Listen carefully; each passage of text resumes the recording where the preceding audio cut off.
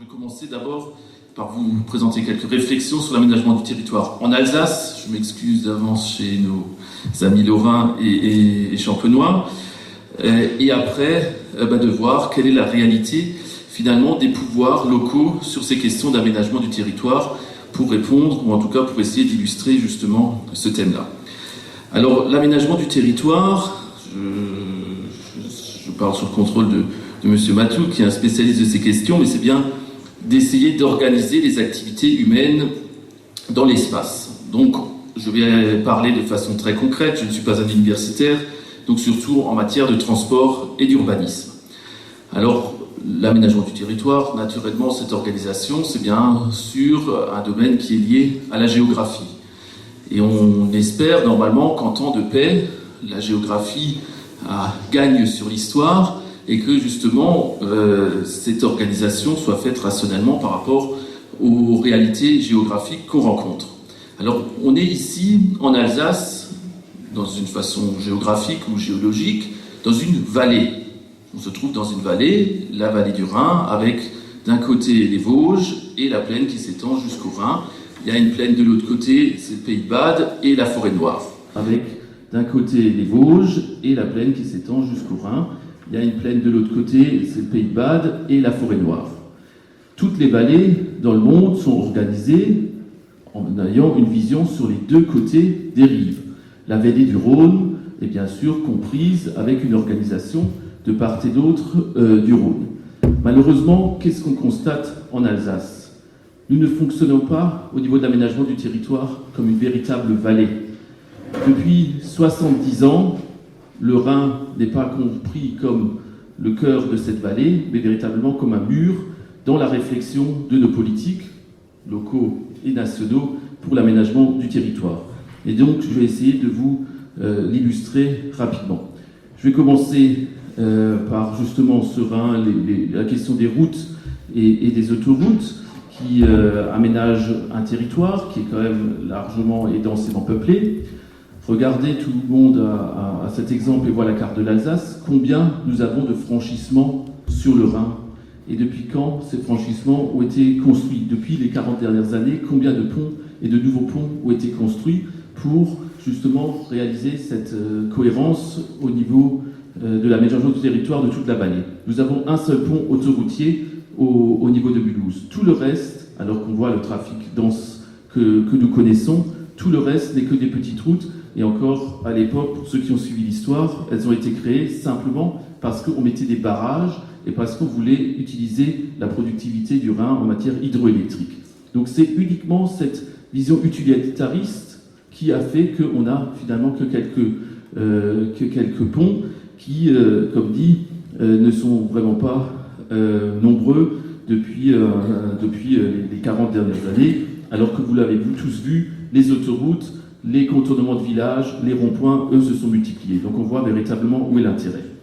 Je prendrai un autre exemple en matière de transport, qui est celui des aéroports, pour montrer là aussi l'absence totale de vision de nos hommes politiques sur l'ensemble de la vallée du Rhin. Aujourd'hui, le transport aérien, vous le savez, on ne peut pas le réfléchir à une petite échelle. Il faut voir à une échelle assez grande, il faut le voir à une échelle européenne. Il y a des chefs d'entreprise dans la salle, ils savent qu'il y a un certain niveau de rentabilité. Quand on a des choses trop petites, ça ne marche pas, il faut que ce soit intéressant. Alors quand on voit les aéroports dans notre région, tous ceux qui sont déjà partis en vacances, on pourra faire, on a le grand aéroport de Francfort, avec 60 millions de voyageurs par an. On a l'aéroport de Bâle-Mulhouse, avec 5 millions de voyageurs par an. Ils sont chacun distants de 300 km entre les deux. 300 km, c'est une échelle en réflexion aéroportuaire qui permet de compter à ce qu'on ait au maximum, en l'espace de 300 km, un aéroport supplémentaire quand on est dans un territoire densément peuplé comme l'Alsace. Et qu'est-ce qu'ont fait nos aménageurs du territoire en Alsace depuis 60 ans?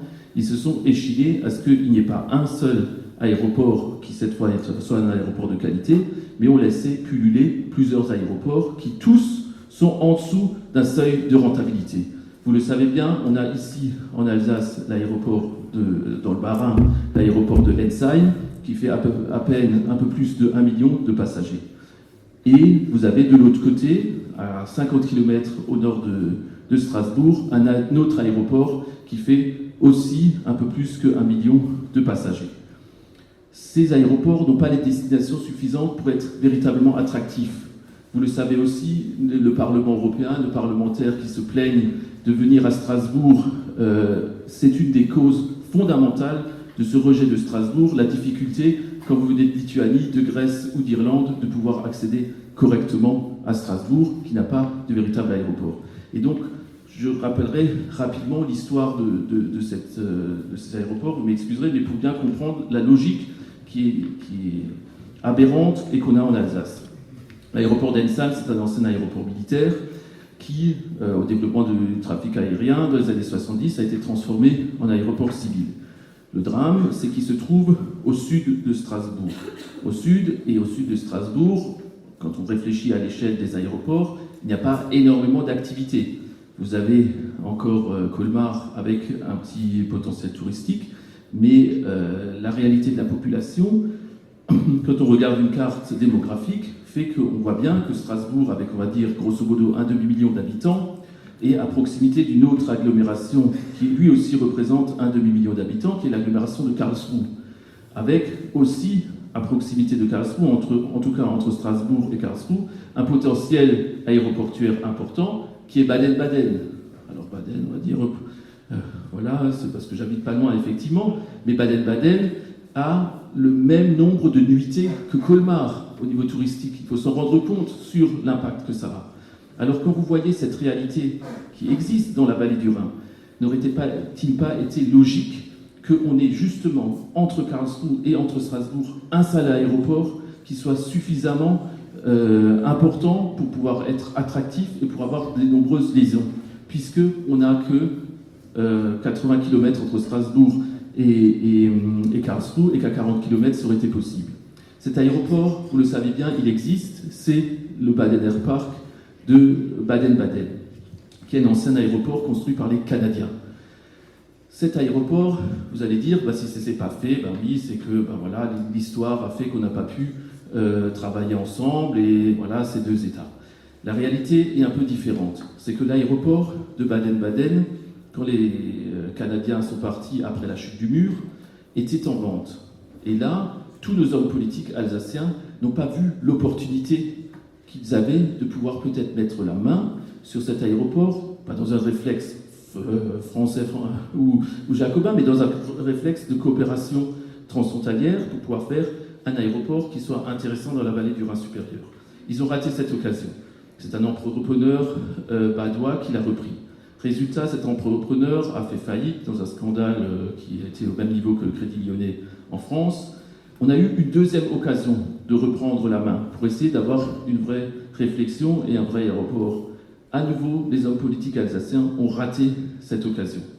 Il y a eu une troisième opportunité. Normalement, on dit que le train ne passe qu'une fois. Là, le train est passé 3 fois. Il y a eu une troisième opportunité au début des années 2000. Et là, à nouveau, les Alsaciens préfèrent, avec vos impôts, mesdames et messieurs, à travers les subventions du Conseil général, à travers les subventions du Conseil régional, donner des subventions d'équilibre à l'aéroport d'Ensheim, qui est déficitaire, plutôt que d'avoir une réflexion au niveau qui correspond, celui plus large que le simple bout de son nez, et pouvoir faire un aéroport qui soit rentable et qui soit intéressant. Alors pour la petite histoire, à la dernière extension de capitale, donc au début des années 2000, qui a pris la main sur l'aéroport de Baden? Les Allemands, ils prennent aussi exemple sur les Français et la réflexion au niveau français. C'est les amis Swab de Stuttgart qui ont pris la main sur le Baden Air Park. Pourquoi? Parce qu'ils ont l'aéroport de Stuttgart et qu'ils ne souhaiteraient pas... Ah oui, d'accord, j'ai plus qu'une minute, c'est formidable. Et qu'ils ne souhaiteraient pas qu'on prenne les choses. Alors j'ai été bien trop long pour cette question des aéroports. Je voudrais juste vous donner... Alors, je vous montrerai 1 minute et demie. Je vous donne un autre exemple au niveau des trains et pour vous démontrer que la vision et l'aménagement du territoire en Alsace est borgne, c'est-à-dire qu'on ne prend en compte que la réalité d'un côté du Rhin et pas de l'autre côté. Vous avez, en matière de transport ferroviaire, également une absence totale de réflexion transfrontalière. Pour tous ceux qui prennent le train, vous le voyez bien, il y a quelques personnes qui luttent. Pour aller justement de Strasbourg à Karlsruhe, je suis du Nord, je connais bien, c'est carrément impossible en train. Les horaires ne sont pas faits pour le faire correctement. Il n'y a pas de cadencement correct et de correspondance qui veulent. Une des raisons essentielles de cela, mesdames et messieurs, c'est que le matériel roulant doit être à des critères spécifiques d'un pays à l'autre. On critique l'Europe, mais en tout cas en matière ferroviaire, chaque pays a encore ses normes de sécurité faites par des organes spécifiques. Alors je voudrais juste donner l'exemple très précis de ce qui s'est passé récemment avec la région Alsace qui met en avant l'achat des Régiolis. Donc c'est une nouvelle motrice, un nouveau train qui circule dans la région. Ça a coûté 244 millions d'euros pour acheter 24 rames. Ces 24 rames que nos conseillers régionaux ont choisis sont incapables de circuler outre-Rhin. Pour circuler outre-Rhin, il aurait fallu mettre une radio allemande et un patin supplémentaire. Ces équipements-là, d'après leur dire, auraient coûté 50 000 euros par rame. Une rame coûtant, vous l'avez calculé, 11 millions d'euros. Donc ça fait moins de 0,5% pour qu'on ait du matériel transfrontalier. Et je suis persuadé que si on l'avait fait à toutes les rames, le coût aurait pu être diminué. Donc il y a dans nos choix des élus locaux en place une volonté claire de ne pas avoir cette réflexion transfrontalière. C'est du matériel qui va pouvoir faire les circulations de part et d'autre. Donc ça, c'était juste pour l'exemple, pour voir comment, de façon borgne, on considère l'aménagement du territoire. Mais je termine juste avec les 30 secondes qui me restent. C'est simplement pour vous dire que dans la réalité des faits, il y a des choix mauvais qui ont pu être faits. Il y a aussi une incapacité des élus locaux à décider des choix. Pourquoi ? Parce que c'est l'administration française, l'administration centrale, qui a tout en main. Aujourd'hui, les élus locaux sont là pour faire la tapisserie, pour décider de la couleur de la tapisserie, mais pas pour décider des vrais choix politiques. Je vais vous donner juste encore un exemple, vous me permettez, pour le train.